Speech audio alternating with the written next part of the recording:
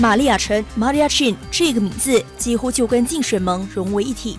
今天她宣布辞去竞选盟 2.0 主席的职位，以独立人士的身份在希望联盟的旗帜上阵。不过她不会加入任何政党。We need to look at the system because our system has not been working for us. So how do we actually change it? We can try these strategies, and entering into parliament is just one of these strategies. 多年来一直身在非政府组织的玛丽亚陈曾经坦言，大马社会必须要制衡。Because we have a role as a civil society, and that is the power that we have. We should not actually turn into a political party because the political agenda will have to be taken up by political parties themselves and not by a civil society movement. Because if Bersih becomes a political party, where is the check and balance? Then you have to create another civil society to be the check and balance. I don't think so. I think Bersih, the support and the power that it has now comes from the very fact that we are a civil society. 从一个公民组织到参政，玛丽亚陈最终会如何？竞选盟这个号称大马最大的非政府组织又将何去何从？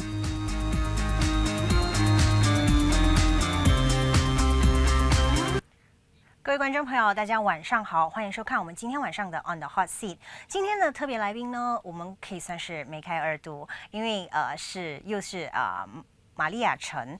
那玛丽亚陈呢，在2016年12月，就是在 SOSMA 被就是扣留之后呢，被释放之后呢，就曾经上过我们的节目。今天呢，当然就是大家一定会知道，就是配合就是。因为他今天宣布了成为这个候选人，就是他将在来届的大选上阵的这个决定呢，我们又把他再度请到了我们的节目上面，然后再一次呢提醒我们的各位观众朋友，节目的过程当中，欢迎你在这个我们的评论区啊，就是 comment section 啊，就是来提问。如果我们的制作人呢觉得你的这个提问呢是适合的话，他就会让玛丽亚陈来回答。好。废话不多说，那我们就开始今天的访问。Maria, thank you again for joining us today at Pocket Times. Thank you. Of course, we all know why you're here, the announcement this morning. Right. So I will just cut to the chase. Can you just tell us about your decision? When did you start to have the thought of, even considering running for election? I'm sure over the years, many people have been telling you that you should run. Yeah, definitely. But I think that this has been going on for a year. It was a discussion between me and Ambiga. Okay. We have been discussing to see how we can actually advance our reform agenda to make that substantive change. Yeah. So therefore, but we didn't really act on it for one whole year. Until recently, when we evaluated the situation, because situation in Malaysia has gone really quite bad, where we have taken up court cases through Bersih, taken up court cases. We have lost quite a lot of our court cases. We have actually talked about electoral reform, but yet we are not getting an audience with the election commission. So therefore, are there other strategies that we could actually try to do? And this was one of the strategy that we thought that perhaps we can combine what we do as civil society, who is from the outside, so-called, with those who are actually in the decision-making bodies like the parliament, and see if there can be a synergy of ideas and strategies, and also presenting the policies and laws that we want changed. Okay, so when did you finally make the decision? Because it has been like a year-long discussion between you and Ambiga, and she's not running, but you're running. Yes. So is there like a last trigger point, or last straw on the camel's back, or something like that? No straw on the camel back, but I think that it is a progression. Yeah, over the years of activism and years of being involved in BERSIH, to feel that, you know, if I don't do it now, when will I do it? There's no right time. So I decided to take the plunge and say that, you know, let's give this strategy a chance and see if it works or not. But I'm sure that you must have also expected some responses out of your decision. How do you weigh it? Well, I think that the proposal that we are putting forward, we meaning me and my team of friends, we are putting forward that we are not joining any political party. I'm not joining a political party to stand and contest in the coming general elections. I would like to stand as an independent, which means that as an independent, I will not be a party member and I will not get so much involved into the party politics. But at the same time, I will also be PH friendly.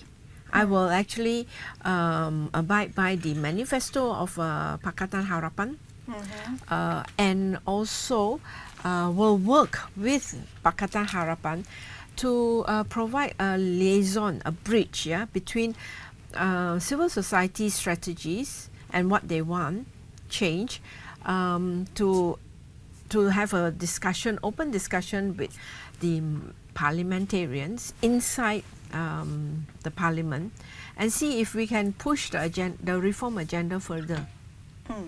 Okay. This is very interesting because you're trying to change within the system, sure. and not from what you have been doing. Your activism work is actually from outside of the system. Yes. But don't you think that, you know, like you were on our show before, you talk about how civil society or civic society can actually be like a force of check and balance, because you know, while the government needs to be you know, monitored, you know, some opposition leader needs to be monitored as well. So don't you think that, you know, the decision to come out to actually run for the election actually, like, you know, deprive us of an influential CSO leader? No, it doesn't. Actually, I feel it doesn't. I feel that there is some merit to working outside and inside. Yeah, and it can be synergized. So this is one strategy that we are trying to use to see how we can actually synergize with those people who are pro-democracy and with those people who would support the agenda of the civil society. Yeah.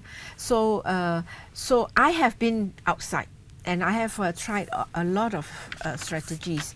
Those strategies will still have to continue, because civil society, as I've said in the previous interview, has a big role to play as the check and balance. They will have to continue playing that. But they can also liaise with the parliamentarian in a much more systematic and vigorous manner. So previously, most of the MPs will actually be open to lobby by the civil society. But this time, I'm hoping that, you know, we can actually talk to the civil society before the parliamentary sessions and see what are the issues that we can bring to Parliament. So it will also be a participatory kind of approach, and also an enriching approach as well, because we are also getting substantive input from inside and outside. And then at least we can either bring that substantive input into Parliament, and we can have better debates. Yeah, but Parliament is not having very good debates. So some people are not even debating. Yeah. But you know, the point is, when I ask you this question, that, you know, you are depriving us of influential civil society leader, it's because, you know, at least BERSIH is a very big movement. Right. It's a very big movement, and a lot of people know about you guys, and a lot of people know about Maria Chin, or even Ambiga, who was previously the chairperson. So now we cannot actually think of anything. I mean, think differently then. think of my voice in Parliament because I don't think I'm losing that voice just because I'm entering into Parliament. I can still make that same noise, okay? But things, and secondly is that we should not see the movement as just about icons. Okay. Yeah, I don't believe in that. I believe that BERSIH will have leaders who will rise to the occasion and most likely will actually make BERSIH grow even further. And I think that it's important because one is that we always tell the politicians it has to be two-term prime minister. So BERSIH has to be 2 terms. Yeah, my 2 terms is actually up. Secondly is that we always say that, you know, we want young blood. So how do you build up young blood? I have to move out in order for people to step into the shoes, and they can actually create their own ideas, and they can bring in much enriched experience to BERSIH, and that's how the movement can grow. Because if you have the same old people, the same old ideas will continue. My same old ideas will continue. I will probably say the same thing. But now there's an opportunity for us to see new leaders in BERSIH. And I'm quite excited actually. So actually what you're trying to say is it's actually your time in BERSIH as a chairperson is up. So you have to step down anyways. Yes, of course. It's just that you have decided to, you know, move on to another foray. Right. Yeah, see that as another platform where I can also have a voice. Whatever I say outside about electoral reform, human rights, gender equality will be brought from outside to inside, to the parliament. I will not let go of these issues because these are very dear to me, and I have been championing for so many years, 33 years, yeah. I just counted and realized that I've been in this for more than 30 years, and Parliament might be a different space for me to actually express. And I have the opportunity to be able to work with PH parliamentarians or any pro-democracy parliamentarians to understand better the CSO agenda, because usually it's not done so systematically, but to understand it and to see how we can actually make change, because we are talking about a system. We're not talking about change of leadership, but we are actually talking about changing a system that has deteriorated, yeah, where there's no rule of law, there are reports of abuses, corruption is, you know, is being discussed, but yet we don't see the perpetrators being caught. So these are the issues that we have to talk about in Parliament. If we need to, we legislate. If not, then we have royal commissions to find out what is the problem, so that we can actually present better solutions to the Parliament. So you don't think that your departure will have like a direct impact on BERSIH? It won't. I miss my desk, that's all.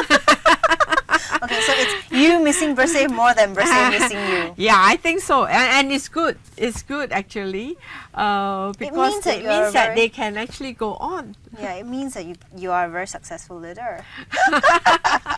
Okay, so interestingly, you have been active in promoting electoral reformation.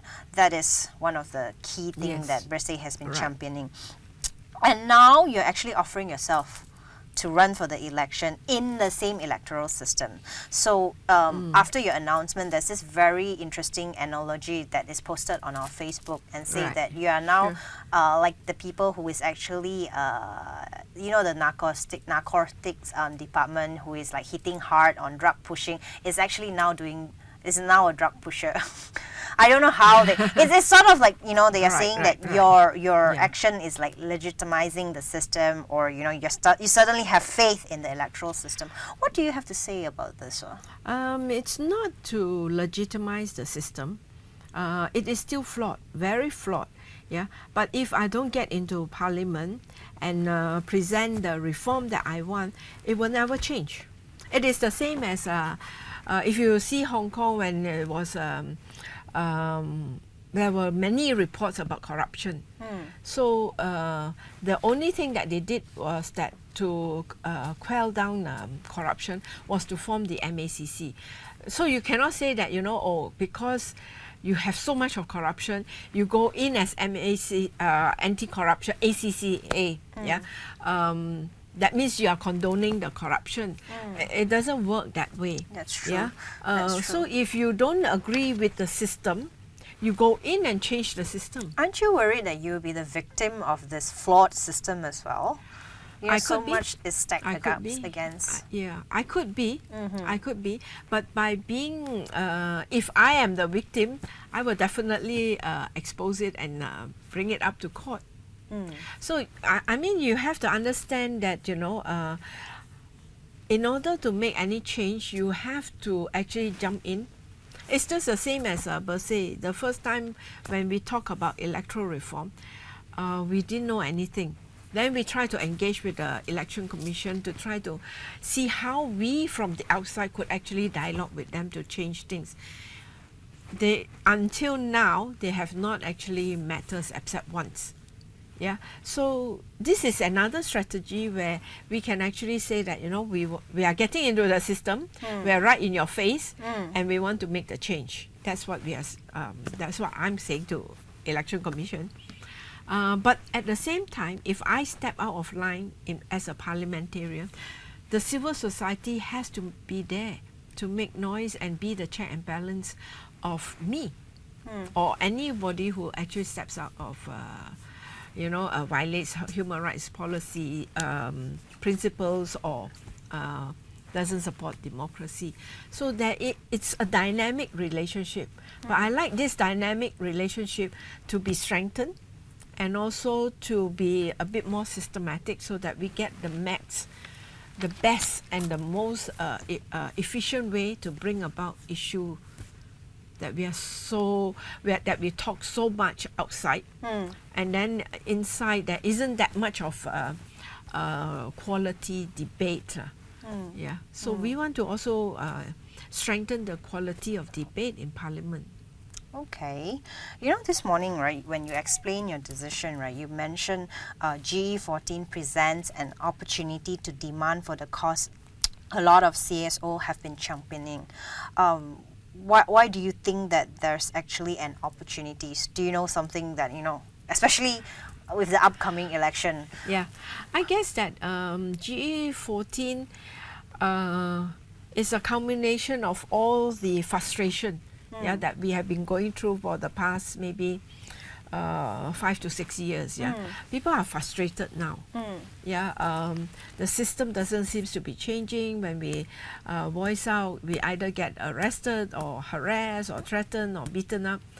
So G14 is a collection of all the frustration.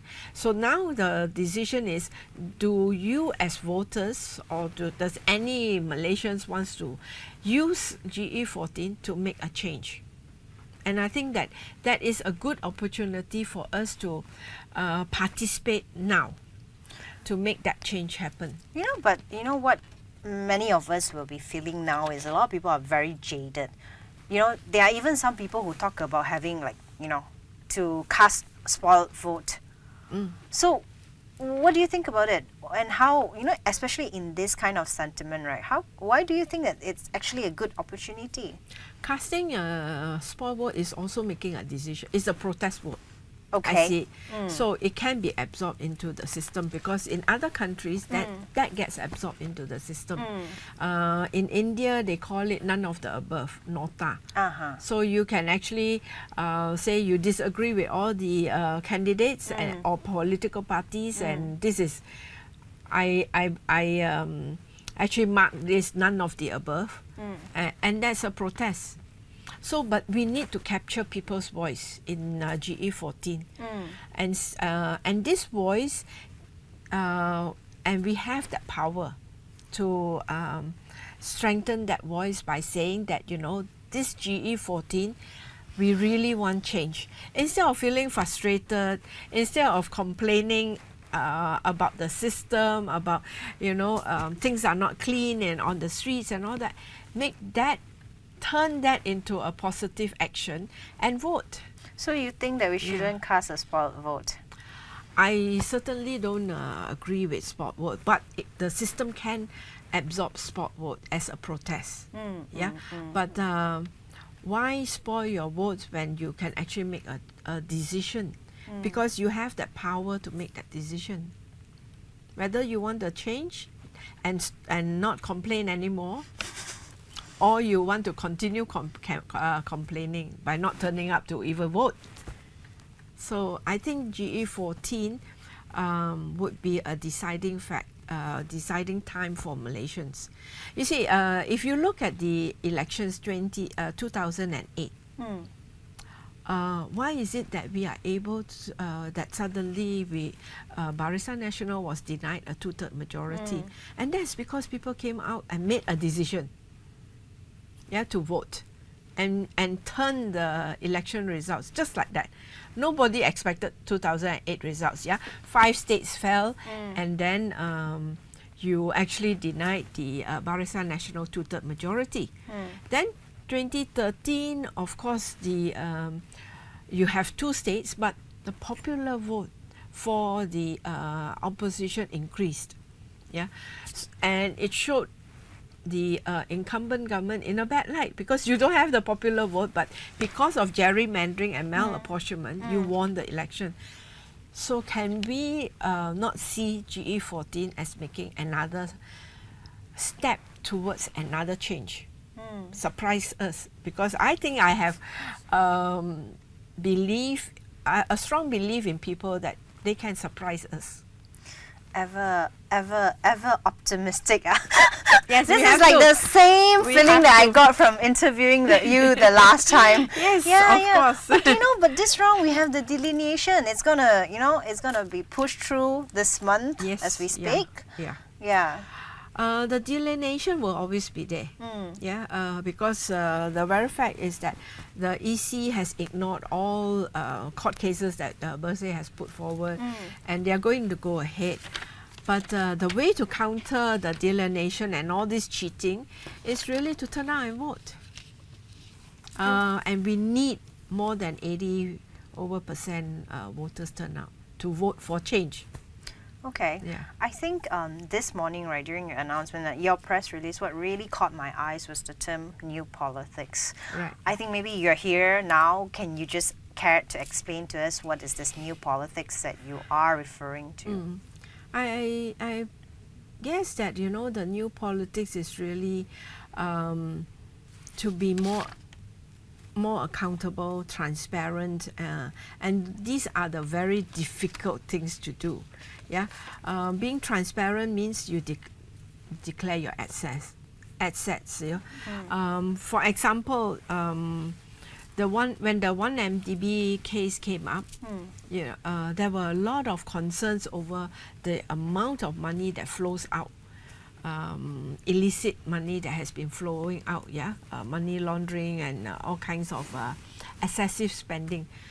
So if you are talking about the new politics, really, then we would have had an open trial on it, where evidences are presented and people are given answers, and not a situation where answers are kept away from us. So that would be something new, very difficult to do, but it's doable. The other one is that I have always believed in the power of the people, and the new politics would be actually empowering people to say that actually you can make a decision. Don't wait until 5 years you go to the ballot box to make your decision. You can still make a decision, because I remember when I got involved with the residents in PJ Selatan, eventually we got the mayor to resign much earlier. And that is because the Residents Association started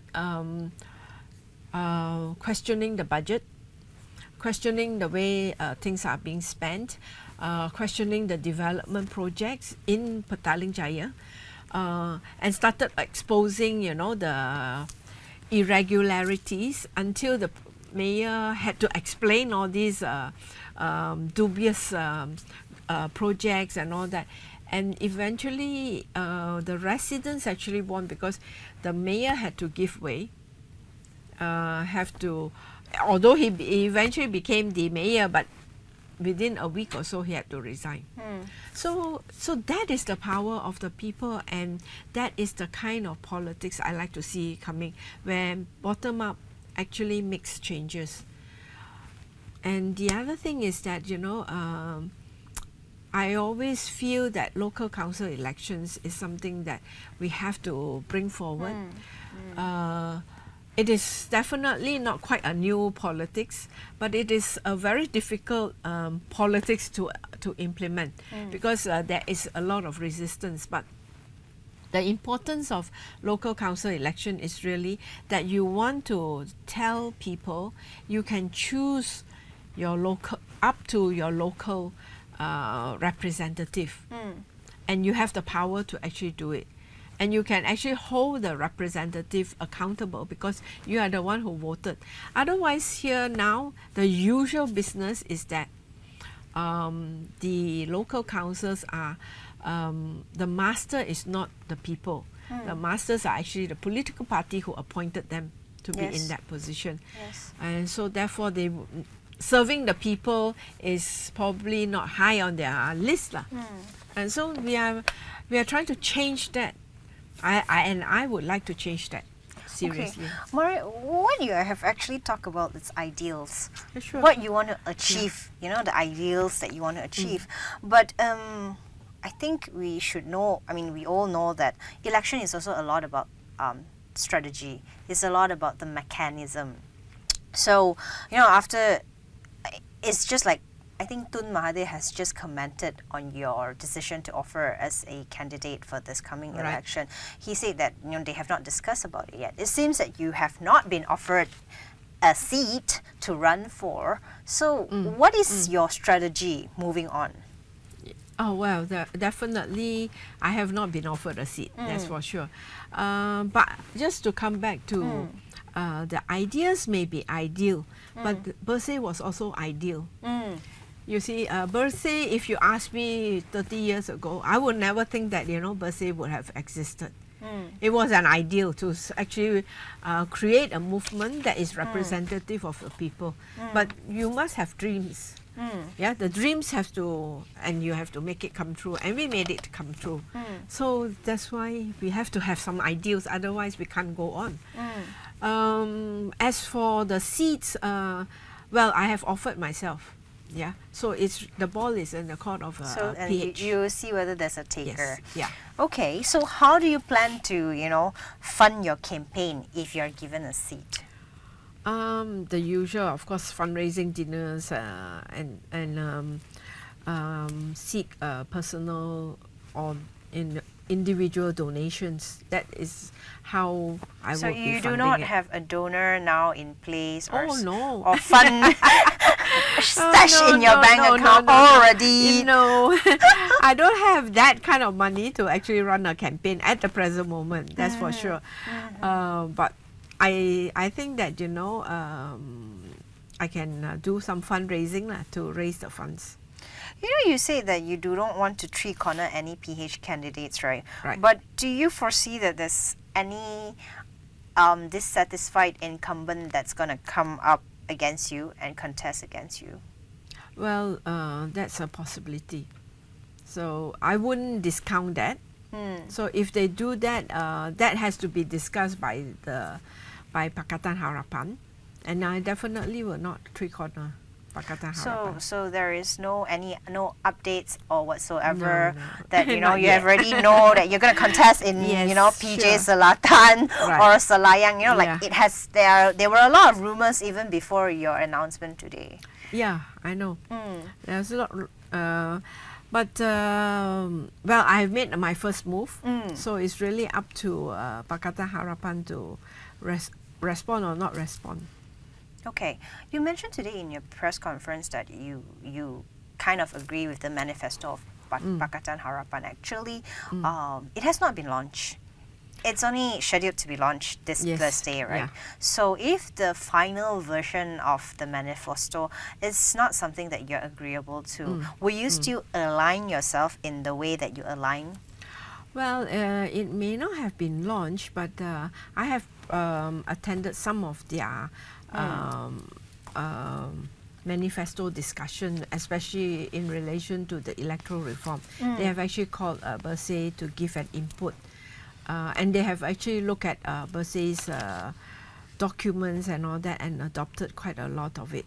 So I don't think the manifesto will be too far. And if you look at the 15 points that they launched, those 15 points are reasonable for me. Yeah. Okay.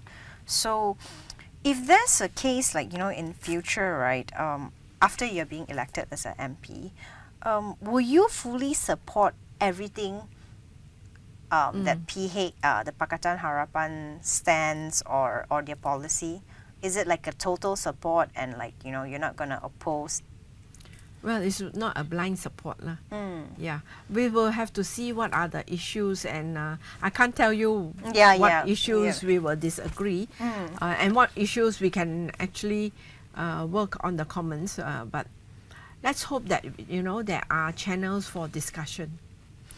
Okay, I think it's time to answer some questions. Okay. So let's start with the last one. So you mentioned about new politics. You talk about local elections and also a more transparent system, and also that people have right to actually elect their own local council and stuff like that. So his question is this too idealistic, which you have actually addressed? But the next question is, if you are elected, what would you do? I guess the first few things that I would love to do is to have a discussion on the electoral system. Yeah. Presently, ours is a first past the post system. Yes. And I would like that to be changed to consider other system which will create a better representative, inclusive of smaller parties, inclusive of maybe the orasly, the marginalized. So perhaps we can have a royal commission to actually review the electoral system. So this is still your the most primary cost that you're looking at, even as an MP. It will still be the electoral reform, but I also come with other agendas, which is the women's agenda. The gender equality will be something that I would want to do. We have been, the women's group has been fighting for a Gender Equality Act. It was actually put forward to the Women's Ministry, but till now I have not heard anything about it. That is something to push for. Women's political participation is very low in Parliament. I hope that GE14 will prove me wrong. If not, I will still encourage more women and see how we can actually increase women's political participation. Then, of course, there are issues like the human rights, which of course is a cross-cutting issue, but particularly legislations that actually violates human rights. So these will be the issues that I would bring besides environment and also income disparities. Okay, this is in a case that if you're elected. So someone asked, Listeria 1, 2, 3, 4, what would you do if you are not elected? Which is 1, 2, 3, 4. No, sorry. This sorry. is I'm actually mentioning that the person is okay. Sorry. Sorry. Of this particular this audience is Listeria 1, 2, 3, 4. So yeah, what would you do if you're not elected? If I'm not elected, I will still continue with the policy to see how policies and laws can be crafted in a much more substantive manner. And I would like to also help to train new and young blood to actually consider entry into politics as one option to get the voice of the CSO into Parliament. Okay, so now there's another question from this audience. Her name is Jia Xuan. Is if you discovered, just now I asked you whether it's going to be like a total full support of Pakatan Harapan, right? So now it's sort of like a follow-up. If you discover that there's an issue or a problem with the Pakatan Harapan, what would you do? Or maybe perhaps now you have already discovered some problems within Pakatan Harapan. The problems will, well, I will have to deal with it. But I hope that, you know, if I do get elected as a parliamentarian, we would be able to set up a committee to actually discuss about issues. So then you mitigate some of these differences. And to also bring in the civil society into some of these committees to start discussing about gender equality bill. Yeah, to start talking about how do we push for local council elections. These are the issues that the subcommittees between the CSO and also the parliamentarians can actually have, and I hope that we will talk about it, and if any differences we can iron out and see that, you know, we do have a common cause. Okay, so do you see any problem now existing within Pakatan Harapan? Now I guess that there may be some resistance over the local council elections, but let's cross the bridge when it comes. Okay, all right. Then this is the last question that we have now. It's from an audience. Her name is Kat. So you are actually gonna contest as an independent under the flag of any party within PH. So how do you actually maintain your impartiality? Well, I wouldn't be impartial because I would be PH friendly. So independent means that I'm not a party person, but I would still be following very closely to the Pakatan Harapan's policies and also their manifesto. So it's not totally impartial also. I'm taking a stand to say that, you know, I would support Pakatan Harapan, and if there's any differences, I hope that, you know, we can actually talk about it. Okay, talk about it. Okay, how, like, you know, the Pakatan Harapan that you know, right? How open are they to discussions? So far, but that is because I'm talking from that time. From a Bersih point of view, they have actually engaged us quite a lot. We work particularly, for example, the redelineation. I must say that, you know, the opposition has actually put their 100, if not 101% effort into trying to see how we could actually stop the redelineation, because we found that, you know, it has actually violated the constitution. So for me, that actually showed that, you know, they are willing to actually work together with CSO, and we could actually sit in the same room to discuss about the cases on the redelineation. So the potential is there. Okay. Yeah. Okay. So this is another very realistic question. So this audience Ace. So he asked, you said that the reason that you are contesting under Pakatan Harapan is you want to avoid any three-corner fights. Would you be worried, you know, if it's you yourself when you are contesting under PH, you are also coming up against like a three-corner fight, because there will be Yes, there will be. Yeah, there will be PAS there versus Yeah. BN versus Pakatan Harapan. Well, hopefully we reduce the three-corner. So it will be, perhaps if I'm standing under Pakatan Harapan, it will be either Pakatan Harapan versus PAS or versus UMNO. But it will not be independent, Pakatan Harapan, and then PAS and UMNO. I will not do that. Okay, that makes sense. So I think the last one is not a question, it's actually a comment. I think maybe you can address it. Isn't it unusual for a NGO to have political stand when the goal of the NGO is to achieve clean election? So I presume that the NGO that he is referring to is BERSIH. BERSIH.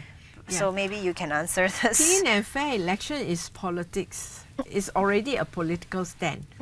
That that you want the whole system to actually provide level playing field for all parties that are contesting. Yeah, so it's already politics. The very fact you talk about election is politics. So I don't think it's unusual for an NGO to have a political stand on to have clean and fair elections. It is part and parcel of our work. But we are not, we meaning BERSIH, is not a political party, nor partisan towards a political party. We have never been. We have always said, yeah, as BERSIH, BERSIH has always said that, you know, we support anybody who supports our agenda. So we're very clear. Our agenda is clean and fair elections. If you support our agenda, then you come for our event. Otherwise, don't come for our event. And on every rallies, BERSIH has always invited Barisan Nasional and also Pakatan Harapan. It's really up to people who are matured enough and understand what clean and fair election means. If you understand, you would have come for all our rallies, because that should be the way. That is the kind of politics that I'm talking about. You are mature enough to know that, you know, you want to level the playing field, compete equally, so that you actually have better representatives for the people. Yeah, not for yourself. As an elected representative, you should be happy that you are being elected by the people. Yeah, and you should work towards leveling that playing field, so that everyone has a chance to actually say, I want this person. Not like what is being done now, the redelineation. Partially, they are determining who will be the winner. And that is already unfair. So the matured politics is that, and it is about politics, yeah. The mature politics is really to create the system that will actually be fairer, accountable, more transparent, which other countries have advanced to, you see, and we have not. Actually, we have taken many steps back. With your 33 years of experience, right, how far do you think we are there? In terms of maturity, I think the people have matured.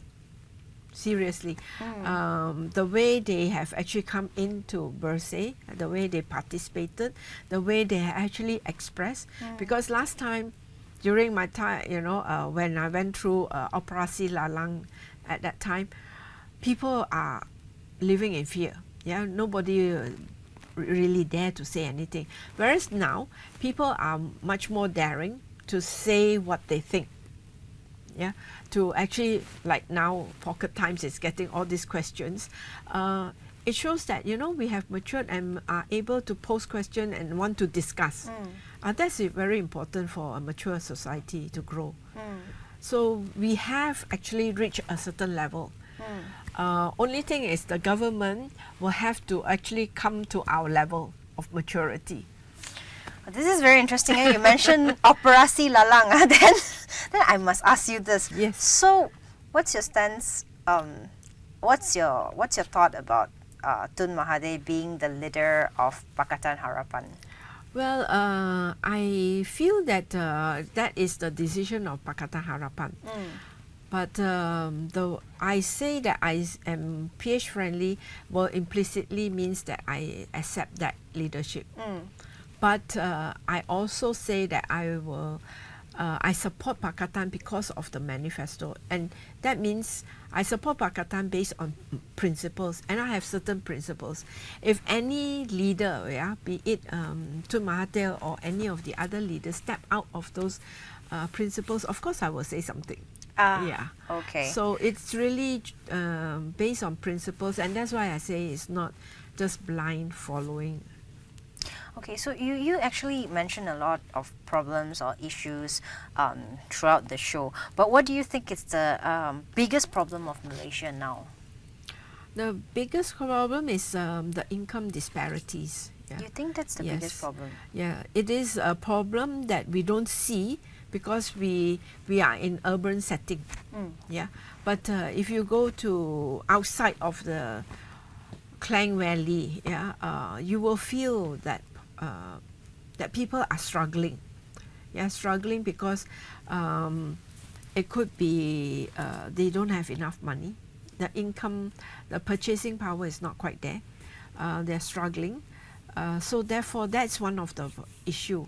Of course, at the national level, we have always been talking about the corruption. Yeah, that is also an issue. But when you talk about corruption, it may not hit the poor people that much. Because I can't even afford to have sometimes food on the table. You talk about corruption. Corruption may not be my issue, but putting food on the table may be my issue. So different regions will have different issues. But I think that income disparity due to rising costs of living is a big factor in Malaysia. And if we do not have the right economic policies to deal with this income disparity, then our economy will be heading downwards. So how do you think we can achieve or close this gap?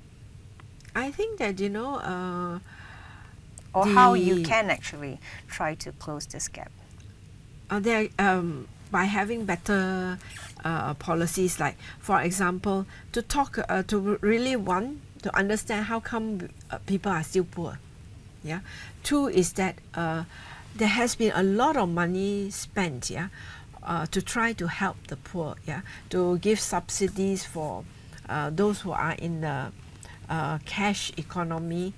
But then why is it that these people who are in this cash economy, like Felda and all that, still feel that they are struggling?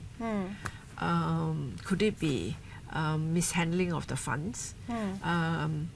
Could it be that you can have other economic policies, like for example a social safety net, yeah, for those who are old, yeah, after a certain age your EPF will not be able to support you, so there has to be a safety net to actually support these people.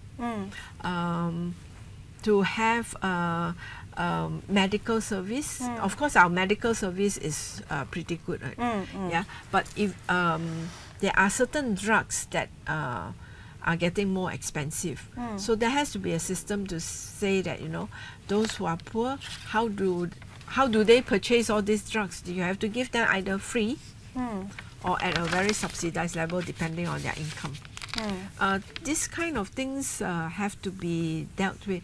And then we hear stories of university students living on one meal for 2 days. That is really very sad, because our education system has always been our pride.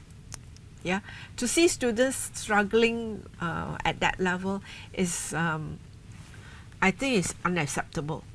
So the education ministry has to look into that. Is it because we are not helping our students that much? They have to really think about that, It seems like you got a lot to do if you are elected. But I won't be doing it alone. To be honest, I won't be doing it alone. I'm confident that there will be PH parliamentarians who are just as concerned about these issues, and also to work with CSOs who has been concerned with these issues since they have been formed, and this kind of energy can be synergized. Okay. It has been like a good 45 or 50 minutes discussion. Yes, thank you. I promise that it will be not too long before we start. But right. Okay, I will still end with one question. For those who do not want to support you or who will not vote for you in this coming election, what would you like to tell them? Well, I think that's their right, yeah. But do something to help us also to change the system. Do something. You can come up with a policy, or you can help in your own capacity, things that matters to you in this country. There must be something that matters to you, whether it's local to national issue. There must be some issues that actually hit you. Do something about it. Okay, or maybe, you know, do you want to try to convince them that, you know, they should vote for you? I don't even know where is my seat. I even do that convincing. Yeah. But I recognize that not everybody is going to agree.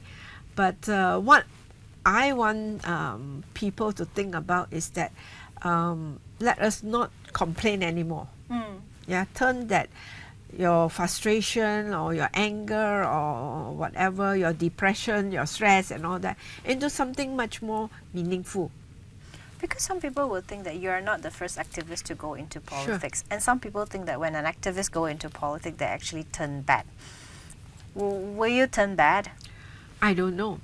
Yeah, but I hope that I told the my friends in the CSO, if I do step out of line, pull me back. They have to, and that's where the difference is. This is the new approach that we are trying, is to see how we can actually link with the CSO so that we can actually work together. And if we step out of line, pull us back, they will still be as critical of me if I say something wrong. Okay. Yeah? Or against certain principles. They have to be, because that is their role. And I have to actually stay on course. And their role is to remind me that I have to stay on course. Okay. Okay, thank you, Maria. Thank you Thank again you. for coming, and we really do look forward to the new politics that you will be bringing. Yeah. And hopefully you succeed. Good luck. Thank you. Thank you. 各位观众朋友，各位观众朋友，谢谢大家今晚的收看。